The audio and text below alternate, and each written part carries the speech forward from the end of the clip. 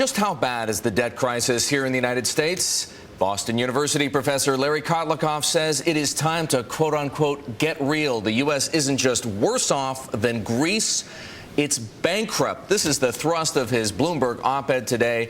Professor Kotlikoff is with us from Boston this morning. Larry, a very good morning to you. Worse off than Greece, Same to you. Bankrupt even. I think we need a little explanation. Well, there's a study that's come out with the IMF, or by the IMF, which shows that you need to come up with 14% of GDP to pay for all our bills at the federal level on an ongoing basis. So this year you need 14% more of GDP, either in tax hikes or spending cuts. Next year you need 14% of next year's GDP, and on through the end of time. That's a big problem, and that's coming from the International Monetary Fund. All right. Larry, I have to be a bit of a skeptic here, and I'm letting the markets be my guide. The 2-year yield, 49 basis points. The 10-year yield, 272 basis points, 2.72%. Those don't look like the kinds of yields you'd see if anyone believed the U.S. couldn't pay its bills, if it was effectively bankrupt. How do you reconcile that? Well, housing prices didn't look like the kind of housing prices we have today, if you go back to 2006. So the market is very good at getting things wrong. And what's going on here is you have a systematic failure of disclosure of what's really happening on the fiscal side.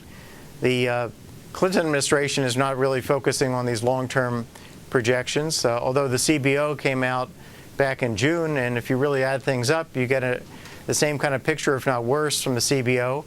The Bush administration censored this kind of analysis when they were in office. The Clinton administration censored it. The IMF has tucked this study into the back recesses of its U.S. review. So it's not, governments and international organizations don't want to put out bad news. Is that to say, the truth. Okay, they don't want to put out bad news. Nobody does. But is that to say that they are effectively lying to us? Yeah, they're effectively lying to us. There's no question about it.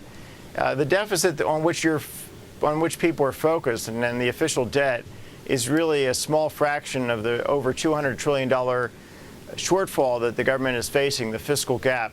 And this is just coming straight out of the CBO's own projections. Just add up the difference between spending and revenues, present value that, and you have $200 trillion. Good morning, everybody. Larry, we've got about 90 seconds to go. I want you to do two things with that time left. I want you to tell us what the policy response needs to be here, and I want you to tell us what's going to happen if we don't do the right things. I mean, your apocalyptic vision, as it were. Well, the policy response is to get immediate control on the spending, because that's been exploding. So you need to have a comprehensive health care reform that will give people vouchers subject to a budget constraint, and the vouchers would be individual specific. So that would do a huge amount to get our fiscal act in order. You need a comprehensive, low-rate consumption tax that's progressive. Get rid of the current tax structure. It's really, sclerotic. And then you need to have a fundamental Social Security reform that gets us into the 21st century. So there are things we can do, but we are in deep doo-doo. All right. And Larry, what happens if we don't do them? Very quickly, with 10 seconds left, just how bad does it get?